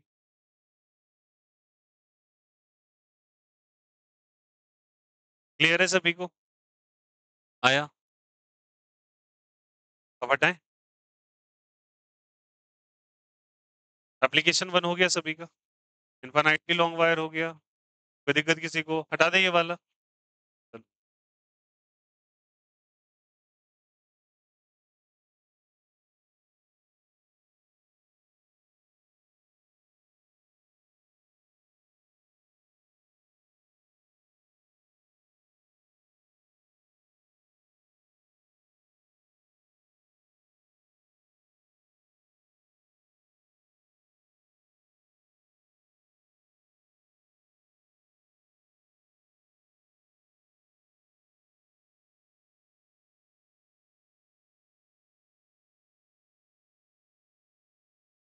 चलिए, आई होप सो कॉपी कर लिया वो सभी ने। हो गया क्या सबका? आयो इसमें थोड़ा सा डिस्कशन करते हैं। एप्लीकेशन 2 के अंदर ही चल रहे हैं, इसका केस ए ले रहे हैं। समझना मेरी बात को अच्छे से। पढ़े क्या? मान लो कि लेटर सपोज यहाँ पे 2 चार्ज शीट्स हैं। एक मिनट ध्यान देंगे सारे बच्चे, अगर हो गया हो तो। वो कैसे सीट है जल्दी बताइए? 4 सीट्स। हो गया कॉपी किया हुआ? मान लो ये पॉजिटिवली चार्ज है, कैसा चार्ज जल्दी बताइए? पॉजिटिव। और ये भी कैसा चार्ज है? ठीक है। अब ध्यान देना सभी कोई, प्लीज फोकस है। इसको मैं बोलता हूँ रीजन 1। क्या बोलूंगा जल्दी बताओ? इसे बोल देता हूँ रीजन 2। रीजन क्या चीज? 2। और इसे बोल देता हूँ रीजन 3। मुझे इन तीनों रीजन्स में इलेक्ट्रिक फील्ड चाहिए। कौन सा फील्ड चाहिए जल्दी बताइए? इलेक्ट्रिक फील्ड, ठीक ना। यहाँ भी इलेक्ट्रिक फील्ड चाहिए, तो मैं यहाँ पे 1 कूलम मान लेता हूँ। यहाँ भी इलेक्ट्रिक फील्ड चाहिए, यहाँ पे कितना कूलम मान लेते हैं? 1 कूलम। यहाँ भी इलेक्ट्रिक फील्ड चाहिए, यहाँ पे कितना कूलम चाहिए? ठीक है। अब बताओ सभी कोई, ये सबका सब कैसा चार्ज है बताइए? Positive charge. 1 कूलम क्यों माना आप? इलेक्ट्रिक फील्ड के कैलकुलेशन के लिए कितना कूलम देते हैं ना। अब बताओ, इस 1 कूलम को गौर करना थोड़ा, मैं इसको नजदीक कर लेता हूँ। बोलना ये प्लस है, ये भी क्या है? प्लस। Repulsion attraction. तो मैं इसको प्लेट नंबर 1 मानता हूँ, इसको प्लेट नंबर 2 मान, ठीक ना। इलेक्ट्रिक फील्ड टू 1 किधर जाएगा? लेफ्ट साइड या राइट साइड? क्यों लेफ्ट? इन दोनों में क्या होगा? रिपल्सन या अट्रैक्शन? रिपल्सन। तो इलेक्ट्रिक फील्ड ड्यू टू 1 इधर लगेगा क्या? टू भी क्या करेगा इसको? रिपेल, लेफ्ट या राइट? तो इलेक्ट्रिक फील्ड ड्यू टू 2 भी इधर जाएगा। बोला हाँ या नहीं? इस 1 को 1 क्या करेगा? Repel, right side left side? Left. Repel करेगा तो दूर भगाएगा ना, राइट साइड। और ये रिपेल करेगा तो लेफ्ट या राइट? Left side. अरे बोलो हाँ या नहीं? ये तो समझ रहे हो ना? रिपल्सन मतलब दूर ले जाना है। सिमिलरली बताओ यहाँ पे 2, तो क्या करेगा? दूर भागेगा, पास बुलाएगा? दूर ही भगाएगा। अरे बोलो हाँ या नहीं? और ये भी रिपेल करेगा। क्या ये डिस्टेंस डिपेंडेंट रिजल्ट है क्या? क्या ये डिस्टेंस पे डिपेंड कर रहा है क्या? नहीं, डिस्टेंस पे डिपेंड। अब ध्यान देना, ये दोनों का दोनों पॉजिटिव डायरेक्शन में नेगेटिव डायरेक्शन है। पॉजिटिव। ई का formula sigma bye 2 epsilon, sigma bye 2 epsilon. तो इस टाइम के लिए मैं इसको मान लेता हूँ सिग्मा 1 और इसको मान लेता हूँ सिग्मा। E1 के लिए रिजल्ट लिख रहे हैं यहाँ पे, देखो क्या लिखेंगे। सिग्मा 1 बाय 2 एप्सिलॉन नॉट, 1 के लिए 1 ही होगा। कौन सा कैप हो जाएगा? आई कैप। इसके लिए सिग्मा 2 बाय 2 एप्सिलॉन नॉट, कौन सा कैप? I cap. सबको समझ में आया? और उसी की तरीके से बताओ E1 का रिजल्ट यहाँ पे क्या होगा? बोलो बोलो। सिग्मा 1 बाय 2 एप्सिलॉन नॉट, कौन सा cap? I cap, right side. E2 का देखो, सिग्मा 2 बाय 2 एप्सिलॉन नॉट, कौन सा cap? Minus I cap. Well and good. इसके लिए बोले तो E1 is equals to sigma 1 by 2 epsilon naught, can I say minus I cap? और E2 के लिए सिग्मा 2 by 2 epsilon naught, कौन सा कैप? माइनस आई। आ गया क्या? 1 2 3 रीजन तीनों का आया? बोलो हाँ या नहीं? नेट रिजल्ट बताइए यहाँ पे। ई नेट का वैल्यू अगर पता करना चाहे तो क्या लिखेंगे? दोनों को ऐड कर दें? दोनों में से कुछ कॉमन होगा, 1/2 एप्सिलॉन। इसमें से कौन सा कैप? यहाँ भी कौन सा कैप? I cap. पहले वाले में सिग्मा 1, इसमें सिग्मा 2। सिग्मा 1 और यहाँ पे क्या चीज लिखी? कोई दिक्कत है यहाँ से? इसमें आ जाइए थोड़ा सा, दोनों को ऐड कर दे क्या? ई नेट का वैल्यू बोलिए। 1/2 एप्सिलॉन नॉट कॉमन लेंगे, यहाँ पे क्या हो जाएगा? सिग्मा 1, यहाँ पे सिग्मा 2, कौन सा कैप? I cap. किसी को कोई दिक्कत? अरे बोलो हाँ या नहीं? इसके लिए बोलिए। समझ में आ रहा है कैसे हो रहा है? दोनों को जोड़ रहे हैं बस। इसका बोलिए तो दोनों निगेटिव ही तो है, तो क्या लिखेंगे? ई नेट का वैल्यू -1/2 एप्सिलॉन नॉट कॉमन ले ले क्या? बचेगा क्या? Sigma 1 plus sigma 2। बाहर में कौन सा कैप? माइनस आई कैप। अरे पहले ही माइनस ले लिया है। अरे कोई दिक्कत किसी को? ये रीजन कौन सा आ गया बताइए? 1 का, ये किसका? 2 का, ये किसका? 3 का। कोई दिक्कत? यहाँ समझ में आया कैसे लिखा? अरे बोलो हाँ या नहीं? अब अगर मैंने रीजन 1 2 3 निकाला तो सबसे पहले आप डायरेक्शन को इम्प्लीमेंट करके तब रिजल्ट निकाल। ये 2 का निकाला है, ये 3 का निकाला है, ये 2 का है और ये किसका है? 1 का। आई होप सो यहाँ तक कोई दिक्कत नहीं हुआ हो। अब ऐसा मैं मान लेता हूँ, इसमें एक केस बी कर लेता हूँ। केस ए किया, इसमें केस बी कर लेते हैं। और केस बी करके मेरी बात समझना सारे बच्चे। एक में सिग्मा 1 सिग्मा 2 ऐसे करके यहाँ पे 2 रिजल्ट्स दे रहा है। अब यहाँ पे देखो, मैं दोनों को इक्वल एंड अपोजिट चार्ज मानता है। इक्वल एंड क्या मानता हूँ? अपोजिट। तो इसको मैं मान लेता हूँ ऐसे करके ये, और इसको मान सिग्मा 1 को मैं मान लेता हूँ प्लस सिग्मा, और सिग्मा 2 को मान लेता हूँ। ये ऐसा कंसीडर ही क्यों कर रहे हैं? क्योंकि आगे आने वाला चैप्टर में चैप्टर कैपेसिटर नाम का टॉपिक है। क्या है जल्दी बताइए? कैपेसिटर सेकंड चैप्टर में। और उसी का सबसे बेसलाइन यहीं पे प्रिपेयर हो रहा है। इस कारण से ये सारे कंडीशंस को अपने मन से नहीं, अपने दोनों को ही माइनस मान लेते हैं। दोनों को, एक को, इसी को माइनस को प्लस ऐसे मान लेते हैं। ऐसा ही क्यों माना? क्योंकि आगे चल के हम लोग पढ़ेंगे जब। तो एक को मैंने माना प्लस और एक को क्या मान लिया? यहाँ तक कोई दिक्कत किसी को? आया समझ में? रिजल्ट ऑलरेडी आपके आगे रखा हुआ है, ठीक ना? बस आपको इम्प्लीमेंट करना है। बताओ इसमें क्या है? सिग्मा 1 यहाँ पे क्या चीज? सिग्मा 2। क्या मैं कहूँ सिग्मा 1 का वैल्यू जो है वो प्लस सिग्मा है और सिग्मा 2 का वैल्यू माइनस सिग्मा। अरे बोलो हाँ या नहीं? रीजन 1 का रिजल्ट आप देख पा रहे हैं क्या? रीजन 1 का रिजल्ट बता दीजिए थोड़ा सा। रीजन 1 बताइए तो, बोलो यार रीजन 1 बताइए तो। 1/2 epsilon not, 1/2 epsilon not. Sigma 1 की जगह सिग्मा, सिग्मा 2 की जगह माइनस सिग्मा। अरे सिग्मा 2 की जगह माइनस सिग्मा। नहीं होगा क्या? तो क्या लिखोगे? मतलब ई नेट का वैल्यू 1/2 2 एप्सिलॉन नॉट क्या लिखेंगे बोलो यहाँ से सिग्मा माइनस सिग्मा आई कैप। अरे बोलो हाँ या नहीं। सिग्मा 1 की जगह सिग्मा और सिग्मा 2 की जगह, लेकिन बाहर भी तो माइनस होगा, बोलो हाँ या नहीं। बाहर क्या होगा माइनस। कोई डाउट किसी को? अरे बोलो यस और नो। आया नहीं आया? तो बताओ यहाँ से एक की जगह सिग्मा और दूसरी जगह का माइनस सिग्मा। सिग्मा और माइनस सिग्मा कैंसिल आउट होके जीरो। ये रिजल्ट खत्म हो जाएगा क्या? तो ई नेट का वैल्यू सारे बच्चे बताना। कितना आ जाएगा बताइए? जीरो। कौन सा रीजन का निकाला? 1 का 2 का 3 का। 1 का 2 का 3 का 1 का। आया ना? अब आते हैं रीजन 2 पे। किस पे आते जाते हैं? रीजन 2। रीजन 2 ही मेन रीजन है जिससे कैपेसिटर नाम का चैप्टर बना है, इसलिए इसको बताया जा रहा है। आगे आने वाले चैप्टर का एक ग्लैंस है वो। अब बताइए यहाँ रखिए तो सोरा। इसकी जगह सिग्मा रखेंगे और इसकी जगह क्या रखेंगे? Minus sigma. Minus of minus plus. तो क्या हम लिखते हैं बताओ यहाँ से इनेट का वैल्यू बोलो तो रीजन 2 में 1 अपॉन 2 एप्सिलॉन नॉट। एक की जगह सिग्मा, एक की जगह माइनस सिग्मा और कौन सा cap? I cap. Minus minus minus minus plus. तो 1 अपॉन 2 एप्सिलॉन नॉट यहाँ पे सिग्मा प्लस सिग्मा कौन सा कैप? I cap. तो 2 times of sigma bye 2 epsilon not कौन सा कैप? I cap. 2 से 2 सिग्मा बाय क्या चीज? Epsilon naught. क्या नेट इलेक्ट्रिक फील्ड निकला? बोलो हाँ या नहीं। कौन सा कैप? आई कैप या जे कैप? I cap. आया समझ में? तो रीजन 2 में कितना वैल्यू आया?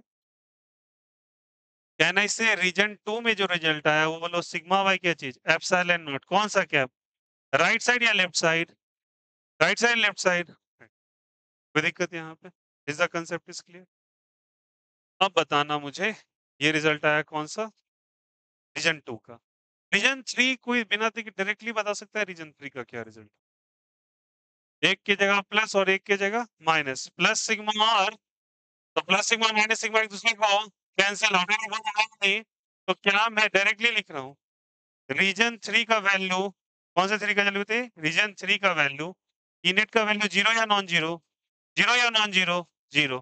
क्या 1 2 3 आ गया सभी के पास? अरे बोलो हाँ या नहीं।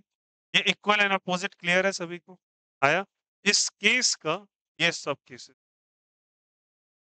किसी को कोई दिक्कत आपत्ति केस ए केस बी में? आया समझ में? इसलिए ये वाला रिजल्ट इनके कारण बहुत इंपॉर्टेंट हो जाता है। ये कितनी बार पूछा गया है वो तो खैर सवाल करने पता चलेगा, हालांकि ये बहुत इंपॉर्टेंट। को कोई दिक्कत इसमें? ये हो गया था कॉपी? कोई दिक्कत किसी को? अरे बोलो यस और नो। ये कॉपी हो गया था सभी का? चलो अब आते हैं हम लोग। पढ़ा दे ये वाला। ये हुआ था? नहीं हुआ था? चलो 2 मिनट देता हूँ, इसको कॉपी कर लो। एक रिजल्ट ये वाला कंप्लीट कर लो, लेफ्ट वाला कंप्लीट करो, इसमें मत एंटर करना अभी। इसको कंप्लीट कीजिए, इस वाले में नहीं।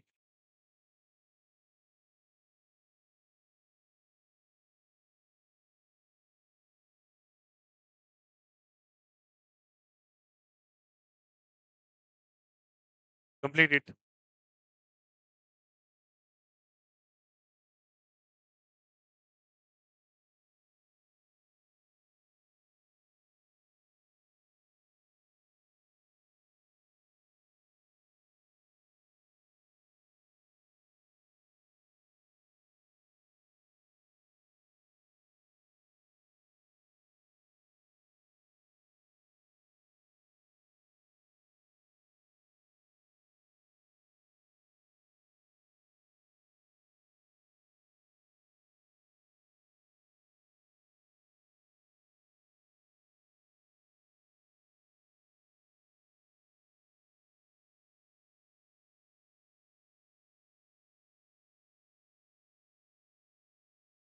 क्या ये क्लियर है?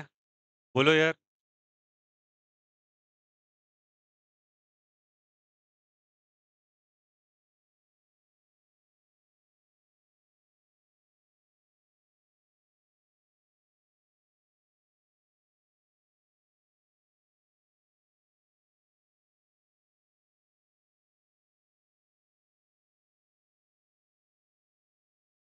फिनिश्ड? चलो अच्छा बताओ, ये जो रिजल्ट है क्या डिस्टेंस डिपेंडेंट है क्या? तो अगर डिस्टेंस के साथ ग्राफ जाए तो वो कैसा बनेगा बोलो?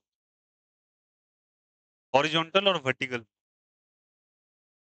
इलेक्ट्रिक फील्ड और आर के बीच में ग्राफ बनाया जाए तो कैसा बनेगा बोलो?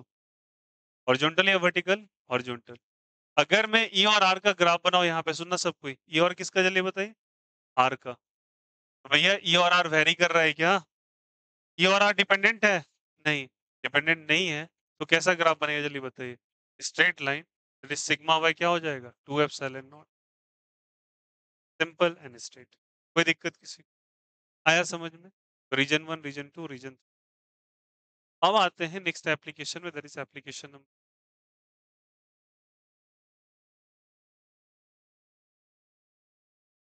ठीक है? समझना काफी इजी है। मैं यहाँ पे एक कंडक्टिंग स्फीयर ले रहा हूँ। कैसा स्फीयर ले रहा हूँ? अच्छा बताओ, जो कंडक्टिंग स्फीयर होगा वो मेटालिक होगा या नॉन मेटालिक हो? मेटालिक होना चाहिए। स्फीयर में दो कैटेगरी कंसीडर कर रहे हैं, ध्यान रख। ये हम ले रहे हैं कौन सा? ये स्फीयर ले रहे हैं हॉलो, या फिर इसको कह रहे हैं शेल। क्या कह रहे हैं? शेल। इसको तुम कह लो हॉलो है, अंदर से खाली है वो। या फिर मैं सॉलिड कंडक्टिंग भी मान लेता हूँ। सॉलिड कंडक्टिंग समझ गए क्या? जो अंदर से फिल्ड है या हॉलो है? फिल्ड है, ठीक ना? ये दोनों केसेस ले रहा हूँ। कंडक्टिंग स्फीयर है, सॉलिड भी है और हॉलो भी है, ठीक है? अब अगर मुझे इसके कारण कोई इलेक्ट्रिक फील्ड फिर से कैलकुलेट करना पड़े, तो देखना सभी को, मुझे कैलकुलेट करना पड़े, ये बहुत माइनर सा रिजल्ट होता है, स्टिल इंपॉर्टेंट बहुत है। मान लो कि इसका रेडियस कैपिटल आ रहा है, रेडियस कितना जल्दी? इलेक्ट्रिक फील्ड मान के चलो ये भाई साहब पॉजिटिवली चार्ज है, तो इलेक्ट्रिक फील्ड किधर निकलेगा? बाहर या अंदर? तो बच्चा बोलेगा निगेटिव चार्ज है, हाँ ले लो, बस डायरेक्शन बदल जाएगा और कुछ नहीं। सेम है, टर्म्स एंड डायरेक्शंस बदलेंगे, बना दिया। डॉट डॉट डॉट करके आपने गॉसियन सरफेस, कौन सरफेस बना? गॉसियन सरफेस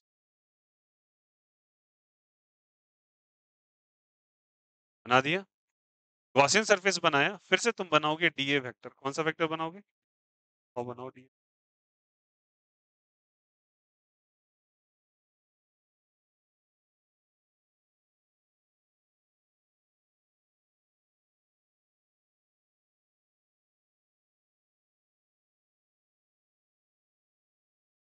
आया?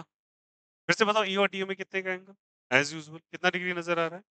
थीटा इज इक्वल टू कितना डिग्री? 0 डिग्री लगा दीजिए। कर दिया क्या? अप्लाई करेंगे। चलो अप्लाई करते हैं। मान लो कि ये जो गॉसियन सरफेस लिया है आपने, इसका डिस्टेंस सेंटर से स्मॉल आर है। क्या जल्दी लिखते हैं? Small R. अब तुमको एक चीज बता देता हूँ पूरे रिजल्ट। ये यहाँ भी आएगा, चैप्टर नंबर 2 में भी आएगा, पोटेंशियल कैलकुलेशन।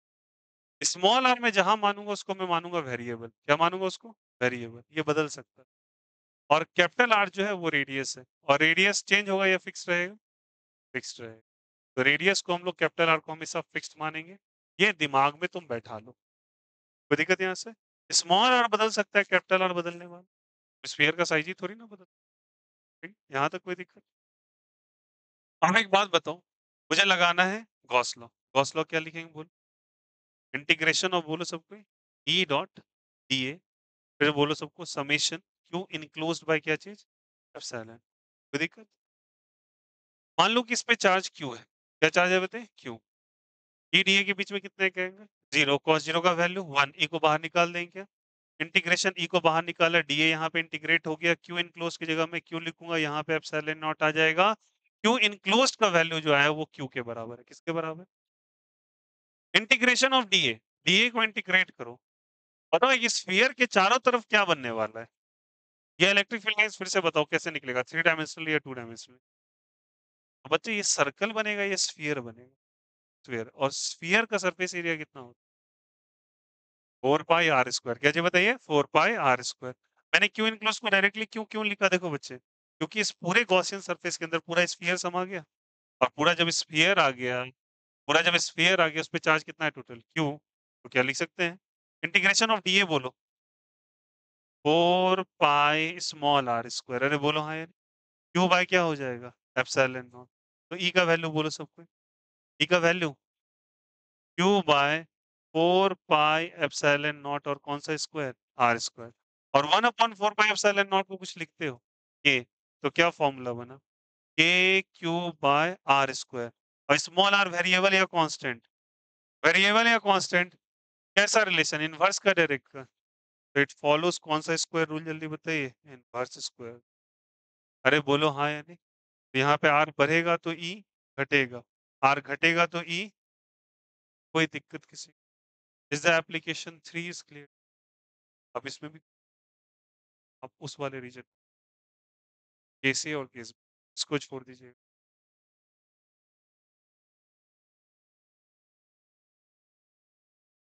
केस ए और केस बी कॉपी कीजिए।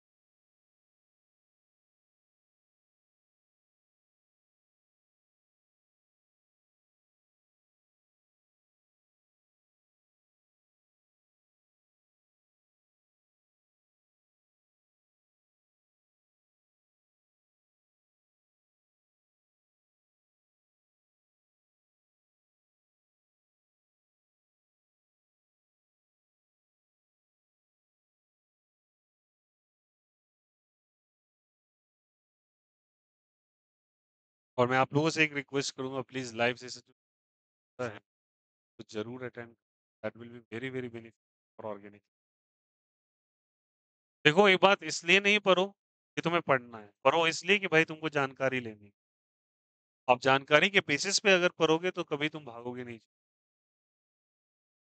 और अभी आपकी जानकारी बहुत इंपॉर्टेंट है आपके हर कुछ के लिए। मैंने आपको पहले भी कह दिया, आज भी कह रहा हूँ, पहले की जो पढ़ाई थी वहां पे ये होता है कि बस आप पढ़ लेते हो, नंबर आए ना आए डजेंट मैटर अलॉट। लेकिन अब जो पढ़ाई तुम करने वाले हो भैया, वो पढ़ाई से तुम्हारी लाइफ बनेगी। पहले और आज में बस यही फर्क, +2 और 10th में इतना ही डिफरेंस होता है। 10th में अगर थोड़ा उतार चढ़ाव हुआ चलेगा, 12th में उतार चढ़ाव होगा, सफर तो करना पड़ता है। हाँ, अब कुछ लोग आ जाएंगे बोलने के लिए ये सब की है, ऐसा थोड़ी होता, आगे देख लेंगे। 10th में भी यही बोले थे, आगे देख लेंगे। अभी यही बोलोगे आगे देख लेंगे, कि मैं आगे ही देखते रह जाओ, देख नहीं पाओगे कभी।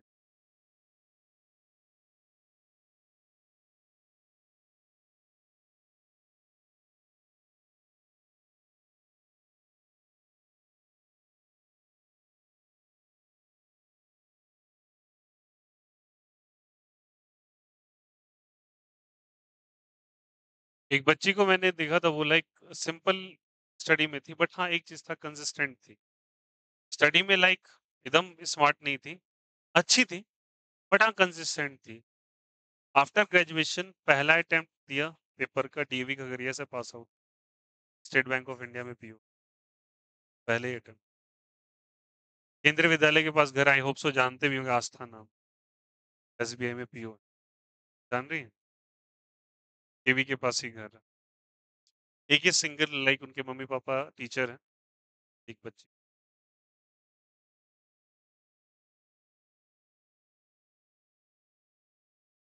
यही होता है कंसिस्टेंसी का फायदा, और क्या बोलूं मैं। जरूरी नहीं कि आपको बहुत स्मार्ट होना जरूरी है, आपको कंसिस्टेंट होना जरूरी है। स्मार्ट तो भैया सबको ही हो जाते हैं, इसमें क्या।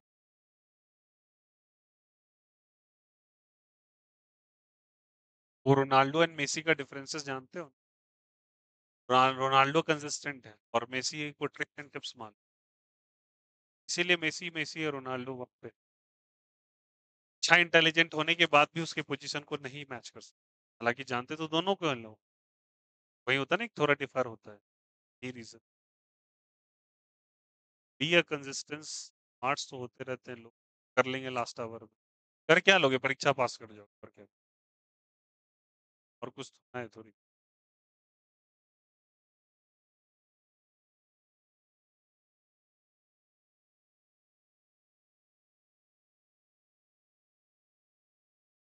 लेफ्ट साइड ही कॉपी करना है, सॉरी राइट साइड ही, लेफ्ट में मत करना, इसका एप्लीकेशंस बचा हुआ है। इसमें भी केसेस चलेंगे ए बी।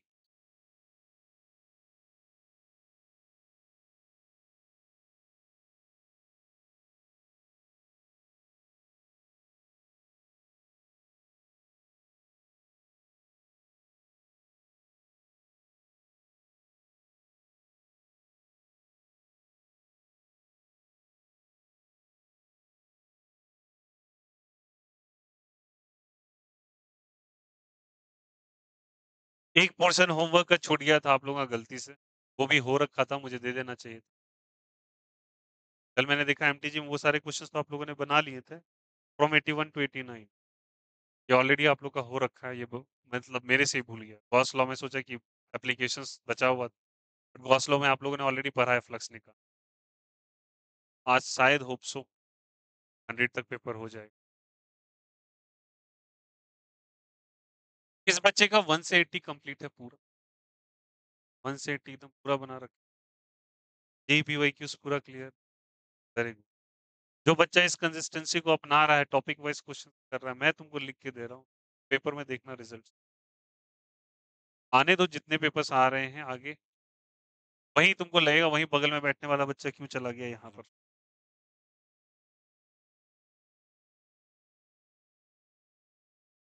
मैंने अपने प्रिपरेशन के दौरान मुझे भी ये बात का एक थोड़ा सा लगा था फ्लॉ,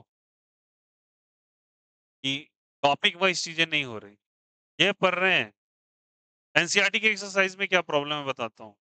एनसीईआरटी में बहुत अच्छा दे रखा है, बट एनसीईआरटी का एक्सरसाइज तुम डायरेक्ट करने चले जाओ लास्ट वाला, पहला क्वेश्चन पहले पेज से होता है, दूसरा क्वेश्चन शायद उस चैप्टर के लास्ट पेज से पूछ ले, तो कोई क्राइटेरिया नहीं डिफाइन।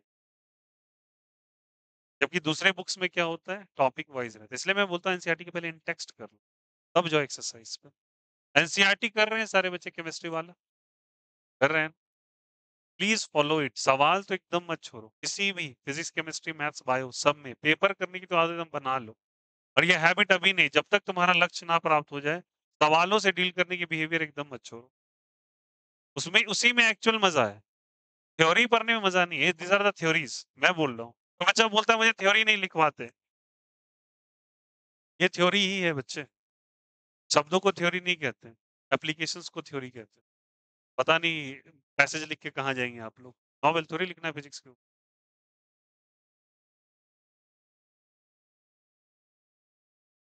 आया, डन हो गया ये। ग्राफ बना लिया था सबने, ई और आर का ग्राफ बना लीजिए प्लीज, स्ट्रेट लाइन कर्व बनेगा। केस कभी पूछ लिया गंदे से एग्जामिनेशन तो ये दे देगा, तो पूछना नहीं चाहिए, बहुत गंदा क्वालिटी का क्वेश्चन। बोर्ड्स में उम्मीद कर सकता हूँ, बोर्ड्स में ऐसे पेपर आते हैं, मैं खुश कर जाए।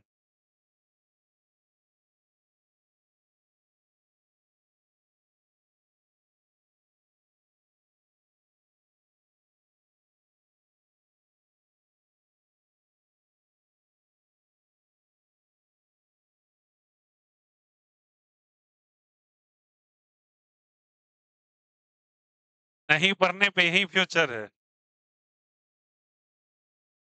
ट्रक में बैठ के गाना गाओगे मुंडन में लोग के, हाँ।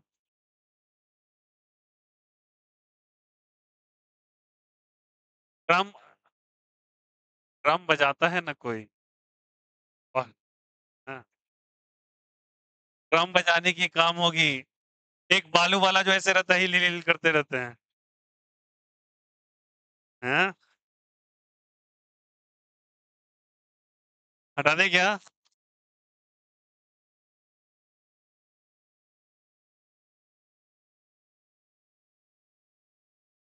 एक वो बाराती में रहता है ना, जो माउथ ऑर्गन फुला के मुंह फुला के बजाते रहता है, उसका मुंह लाल हो जाता है पूरा।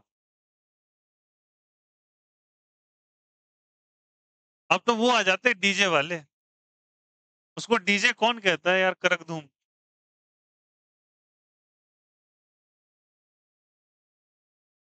हाँ, भाई मैं गांव से ही बिलोंग करता हूँ, टेंशन ना लो, मैंने सारी शादियां देख ली है गाँव में। हाँ, दो है, दादी घर नानी घर दोनों। एक गाँव संसारपुर है ना, संसारपुर के राइट साइड या उसका जितने पे मेला वेला सब लगता है ना, सब मेरे नाना जी का साइड पूरा। बड़ा दुर्गा मेला जो लगता है ना मंदिर के पास, उस साइड। नहीं नहीं, ये संसारपुर। हाँ, इधर जितना मेला वेला लगता है ना, वो सब मेरे नाना जी के। तो हाँ, मैंने देखा है, कुछ का इनविटेशन दे दो, और जब चालू होगा उसके बाद भी साले टोले बाय टोले बुलाते रहे, तो बात 4 ने जब तक बज जाए, और वो चलता रहता है। ये टोला, वो टोला, इनविटेशन गया, कॉपी पे सिग्नेचर गया, लास्ट आवर फिर कॉल करने जाएंगे, नहीं तो नहीं आएंगे, नहीं तो नहीं आएंगे। और एक बार ऐसे बातचीत चली तो हम लोग, वो बफे सिस्टम लाइक होता है ना, तो किसी ने बोला कि गांव में बफे सिस्टम करवा देंगे, बोला कोई नहीं खाना खाएगा, एक भी इंसान खाना नहीं खाएगा, और वो भी आपको जमीन पे बैठा के ही खिलाना है। वो साला दही बांटने में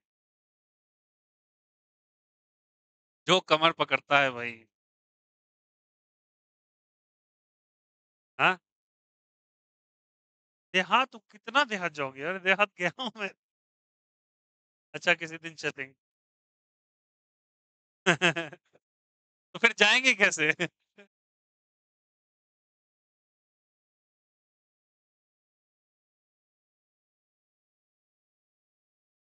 आइलैंड है? अरे वो है क्या, मानसी की साइड जो है?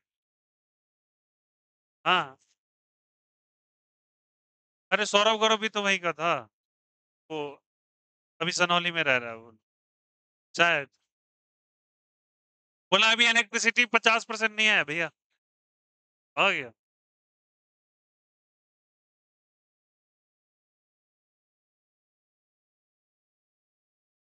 नहीं खाएंगे ही नहीं, वो जमीन पे बिछा दो, उसके बाद वो दही निकाल के लाएंगे साला। दही का पूछो माँ, चल रहा है, खींच रहे हैं।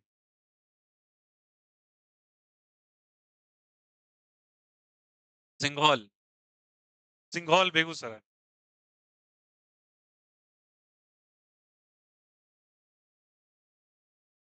इसलिए मैं जिक्र नहीं करता, मेरे दादाजी लाइक कभी रहे नहीं, जो रजिस्ट्री ऑफिस में क्लर्क थे, सॉरी बड़ा बाबू थे, तो उनका ट्रांसफर होता रहा अलग अलग जगह पे, लास्ट ट्रांसफर खगड़िया ही हुआ था, इस कारण से फाइनली यही रहे, इसलिए। लेकिन मेन है बेगूसराय। आ जाइए, फोकस एयर। हाँ इधर।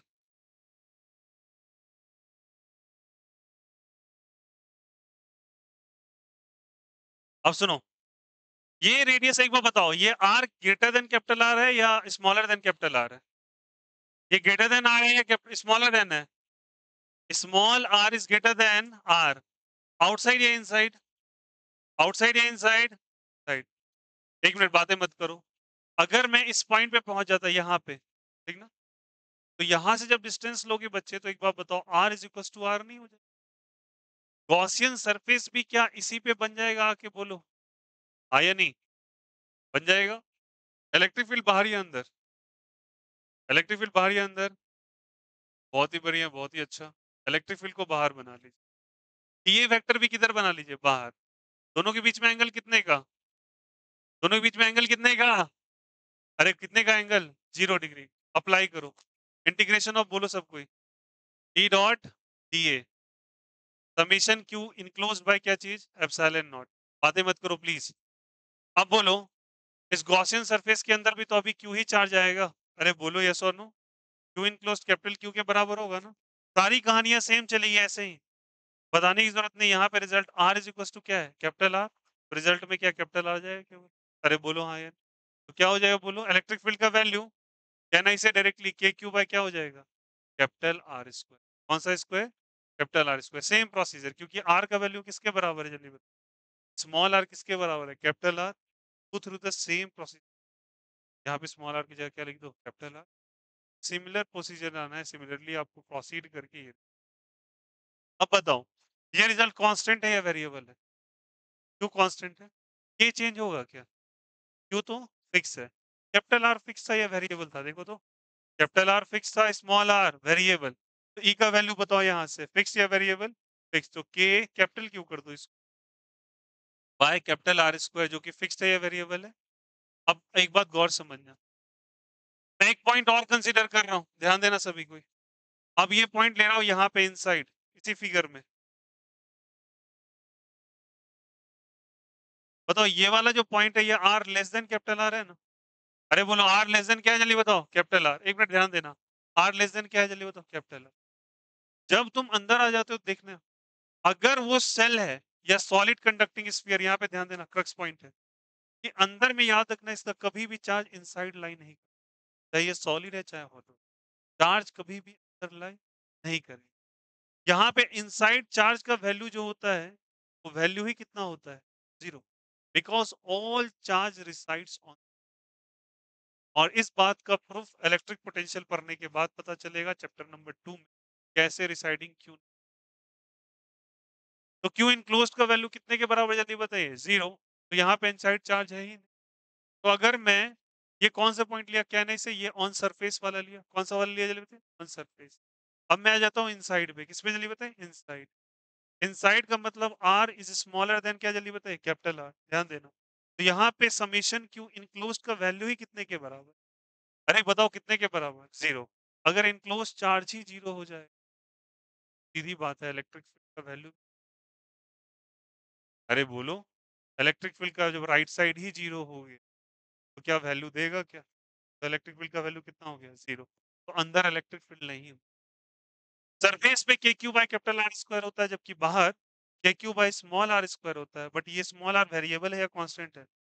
और ये आया समझ में? अब इन तीनों डेटा को उठा के ग्राफ ड्रॉ किया गया। क्या ड्रॉ किया, ग्राफ।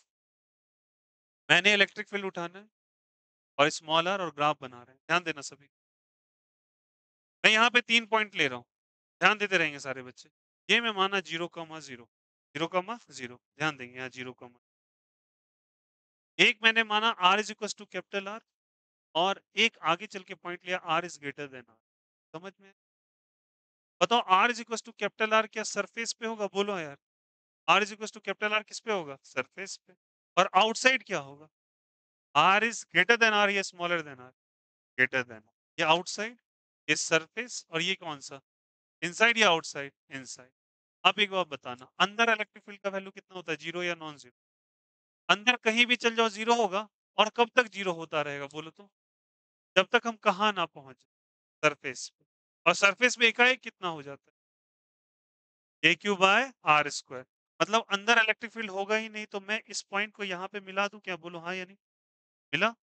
और जैसे तुम R is equal to R, R is equal to R मतलब कहाँ पहुंच गए तुम, सरफेस पे। सरफेस पे इलेक्ट्रिक फील्ड का वैल्यू जो हो गया वो कितना हो गया, बोलो सब? ए क्यू बाय कितना हो गया, कैपिटल आर स्क्वायर। अरे बोलो हाँ या नहीं? बट जैसे सरफेस से बाहर निकले, तो तुम इस रिजल्ट पे चले आए। और यहाँ पे रिलेशन कैसा, इनवर्स का या डायरेक्ट का? इनवर्स का या डायरेक्ट का? तो ग्राफ यहाँ पे रेक्टेंगुलर। समझ में आया फिगर? अरे बोलो हाँ या नहीं? पहले कैसा था, जल्दी बताइए। सरफेस के इनसाइड कैसा था, जीरो या नॉन जीरो? सरफेस पे के Q by capital R square, और बाहर क्या था, K Q by small are square है कैपिटल आर स्क्वायर। कैसा रिलेशन, इनवर्स का डायरेक्ट का, इनवर्स का। और ये कांस्टेंट है या वेरिएबल है, कांस्टेंट। क्या सभी को सॉलिड स्फीयर और शेल समझ, कोई दिक्कत की? अब इसी का भाई है। अच्छा एक याद करो वो दिन, जब मैंने तुम पढ़ाया था इलेक्ट्रिक पोटेंशियल ग्रेविटेशन, ग्रेविटेशन नाम का चैप्टर एक पढ़ाया था। के अंदर इलेक्ट्रिक पोटेंशियल में अगर थोड़ा बहुत ग्लांसेस याद है, क्लास 11 के बारे में बता रहे, जो बच्चे नहीं पढ़े उनको नहीं, जो बच्चे पढ़े लास्ट आवर में ये चैप्टर, बताना क्या वहां पे एक ऐसा कर्व नहीं, लेकिन वो याद रखना उल्टा बना था, डाउनवर्ड बना था। और ये कर्व मैंने ड्रॉ करवाया था, लास्ट आवर में वो चैप्टर हुआ। इन केस नहीं याद है तो आप जाके 11 का कॉपी पलटना, मैं तुमको ऐसा ग्राफ नेचर, इसीलिए बोला था ये चैप्टर और वो चैप्टर को वहाँ पे हम लोग ग्रेविटेशनल एनर्जी का चर्चा करते हैं।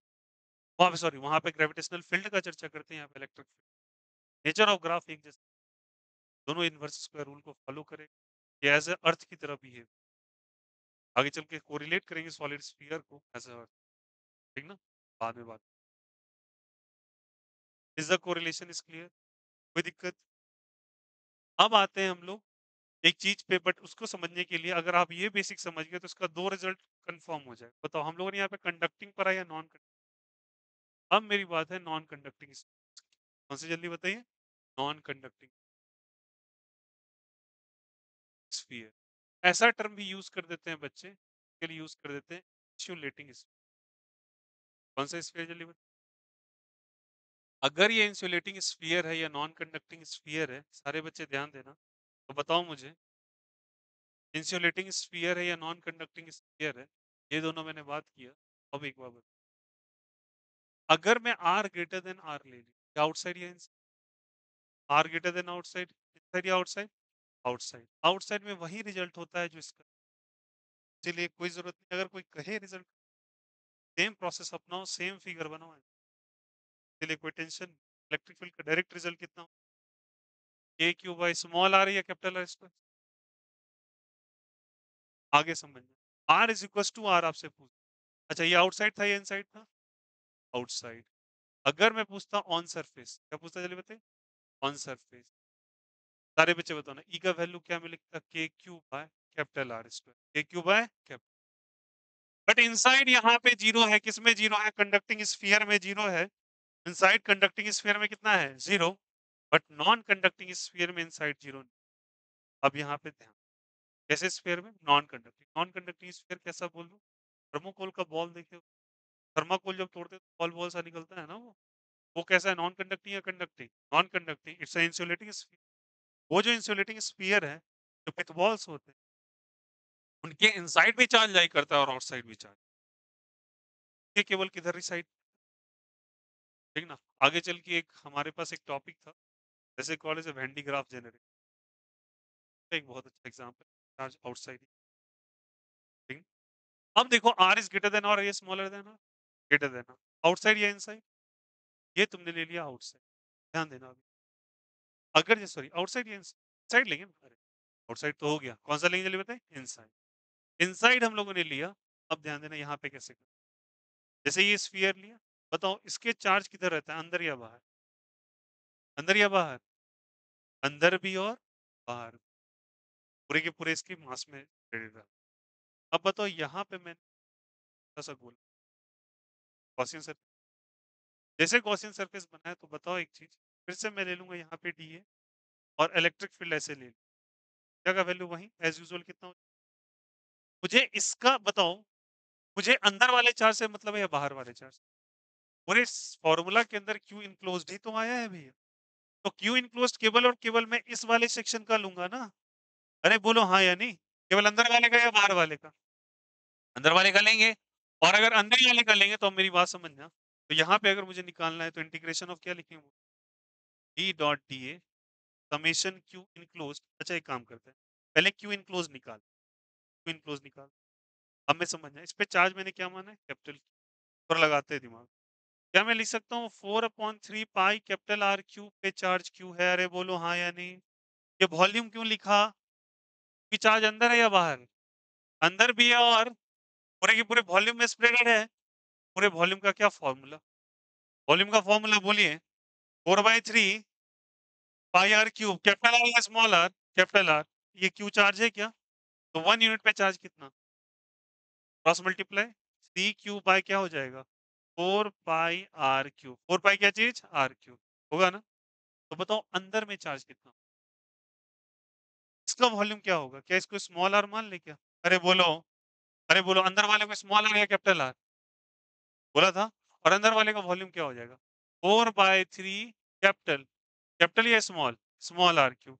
तो उसमें अगर मुझे चार्ज निकालना है तो 4/3 पाई स्मॉल आर क्यूब, दोनों साइड मल्टीप्लाई कर दें, क्या लिखेंगे? 3 क्यूब बाय, बोलो सब कोई, 4 pi r cube into 4/3 pi small are cube. अरे बोलो हाँ या नहीं? कुछ कुछ के चला जाएगा क्या? पाई से पाई कैंसिल, 4 से 4, 3 से 3, क्या आएगा? Q r cube by capital R cube कितना है बोलो सब कोई? Q r cube by capital R cube. अरे नहीं आया क्या? यही इनक्लोज चार्ज आया। क्या है बोलो हमारे पास? Q r cube by capital R cube. कोई दिक्कत किसी को? ये इनसाइड चार्ज है या आउटसाइड चार्ज है? इनसाइड। अब चलिए लगा दीजिए गॉस लॉ। हमारे हैं रीजन 3 पे। इसी का रिजल्ट देख रहे हैं सारे बच्चे ध्यान। क्या होगा बोलो बोलो बोलो बोलो सारे बच्चे बोलो यार। इंटीग्रेशन ऑफ बोलो यार। ई dot D A summation Q enclosed bye क्या हो जाएगा? Epsilon not. तमाम कहानी मालूम है। थीटा का वैल्यू कितना डिग्री? 0 डिग्री। ई को बाहर या अंदर? डीए का इंटीग्रेशन ए स्फीयर बनाएगा। स्फीयर का क्या होता है? 4 pi are square. Very good. क्या लिखेंगे बोलो यहाँ से? ई इंटू क्या होगा? डीए का इंटीग्रेशन देखो तो सही। डीए का क्या लिखा था? 4 पाई आर स्क्वायर। नहीं किया था क्या? क्या लिखेंगे? 4 पाई आर स्क्वायर। कितना क्यू इनक्लोज्ड है? Q capital R cube by small are cube by capital R cube. ये r cube r r square r cube को काटेगा 8 टाइम्स। क्रॉस मल्टीप्लाई कर दो। ई का वैल्यू कितना? बोलो बोलो बोलो। एप्सिलॉन नॉट छूट रहा है ना? बोलो बोलो क्या लिखेंगे? 1/4 पाई एप्सिलॉन नॉट को एक साथ ले लें। स्मॉल आर क्यूब और नीचे क्या हो जाएगा? R cube. Here is the value of. अरे बोलो आया नहीं आया? कोई दिक्कत किसी को? Is the concept is topic में बात समझना है यहाँ पे। ई और आर का यहाँ बताओ कैपिटल आर फिक्स है या small R fix? Capital R fix और स्मॉल आर वेरिएबल। वेरिएबल के साथ रिलेशन होता है या कांस्टेंट के साथ रिलेशन? वेरिएबल के साथ कैसा रिलेशन? डायरेक्ट या इनवर्स का? तो E is directly proportional to कितना आया? आर। और यहाँ पे ई का वैल्यू कांस्टेंट और बाहर ई का रिलेशन कैसा है? इनवर्स या डायरेक्ट का? इनवर्स का। जबकि कंडक्टिंग के अंदर ई का वैल्यू कितना था इनसाइड में? 0 या नॉन जीरो?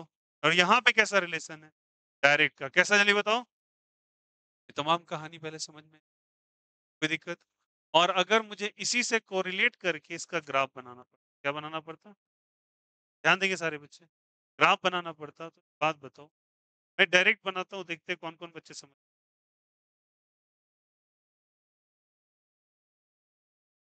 क्या समझे ग्राफ कैसे? अरे बोलो। चलो मैं समझा। R is equal to R होगा ये 0,0 होगा। बोलो हाँ या नहीं? अंदर कैसा रिलेशन है? डायरेक्ट या इनवर्स का? कब तक डायरेक्ट रहेगा? जब तक कहाँ पे ना आ जाए? सरफेस। और सरफेस के बाहर कैसा? इनवर्स या डायरेक्ट? इनवर्स। सरफेस के बाहर r is greater than R. अरे r is greater than R और ये r is smaller than R. Inside या आउटसाइड? इनसाइड कैसा? डायरेक्ट। और आउटसाइड कैसा? इनवर्स। तो ग्राफ का नेचर समझ। ये पूरी स्फीयर वाली कहानी समझ में आई? किसी को कोई दिक्कत आपत्ति इसमें? पक्का? अगर इनमें से कोई भी डेरिवेशन आ जाएगा श्योरली कर ले जाओ। ठीक ना? Sir all the application Oslo job के सिलेबस के अंदर। वरना अभी क्या है वो बात की बात है, बट सिलेबस वाला कोई दिक्कत? सारे क्रक्स पॉइंट समझ में आए? सबसे पहले हम लोगों ने कौन सा चार्ज पढ़ा जल्दी बताए? Infinitely long. फिर क्या पढ़ा? एक शीट। क्या पढ़ा फिर? शीट के बाद शीट के केसेस के रीजन 1 रीजन 2 और रीजन 3। फिर स्फीयर में दो केसेस, एक कंडक्टिंग और एक कंडक्टिंग खाली वाला भी लोगे, भरा वाला भी लोगे।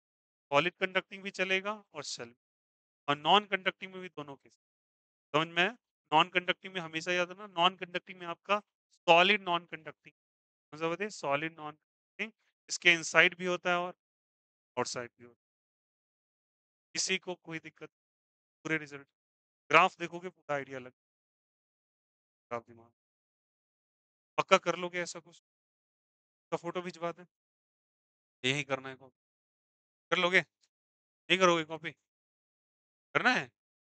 कर लो। चल करो करो करो। कर लो। Take your time but please don't be panic. आराम से कीजिए।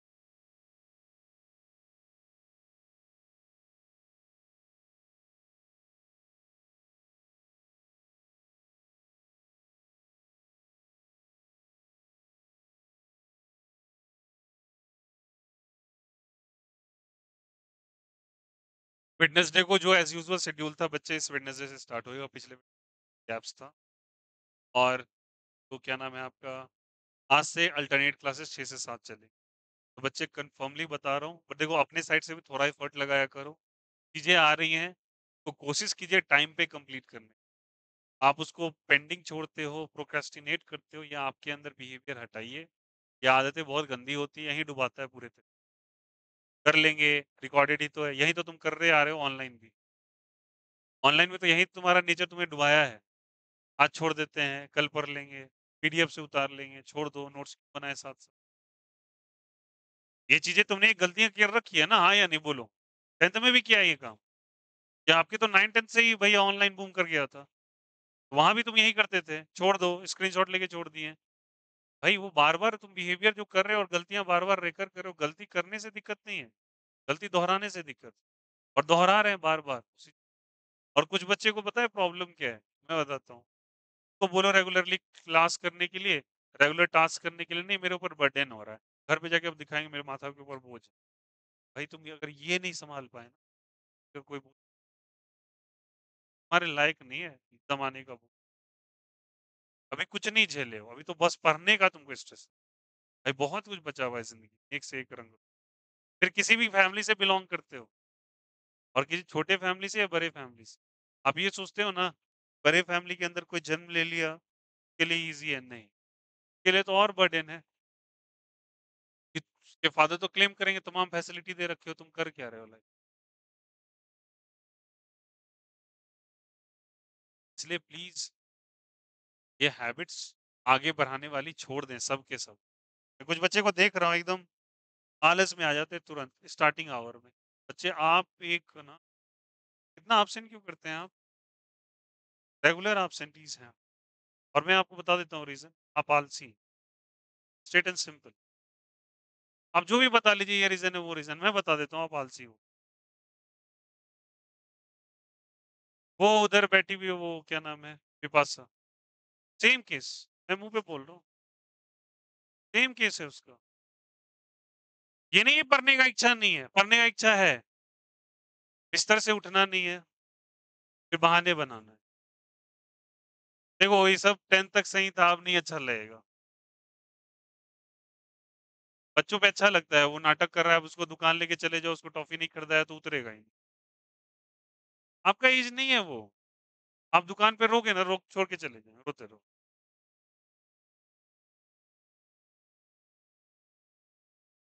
ठीक ना? इसीलिए प्लीज़ मैं बता रहा हूँ, ये आलसपना का पहचान है आपका और ये निकालना पड़ेगा आपको अपने से। ठंड है, गर्मी है, बरसात है तो क्या करें फिर?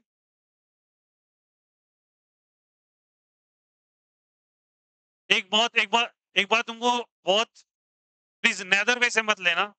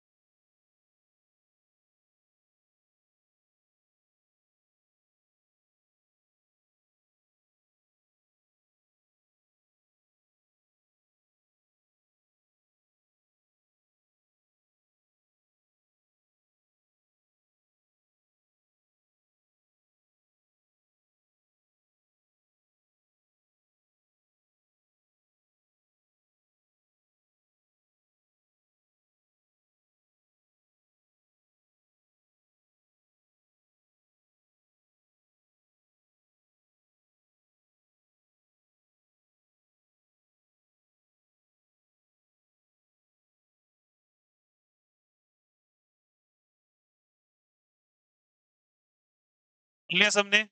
अब आपसे एक रिक्वेस्ट है, इन सारे का रिजल्ट एक बॉक्स में बनाओ। ग्राफ, इनका जो रिजल्ट है डायरेक्टली। जैसे ई का आउटसाइड, ऑन सरफेस, इनसाइड, सबका एक रिजल्ट एक डब्बा में बना के एक पेज पे ड्रॉ कर लो। लाइन चार्ज का, शीट का, स्फीयर का, कंडक्टिंग, नॉन कंडक्टिंग का और ग्राफ एक जगह ड्रॉ कर।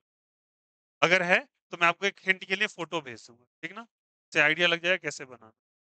अब चलिए एक काम कीजिए, तो ना नेक्स्ट डे वेडनेसडे को थोड़ा सा क्लास लंबा हो सकता है, के बाद आधे घंटे का गैप दूंगा, फिर से 1.5 घंटे का क्लास, क्योंकि वेडनेसडे। वही बैठ जाए 2 मिनट, ज्यादा इंपॉर्टेंट है वो।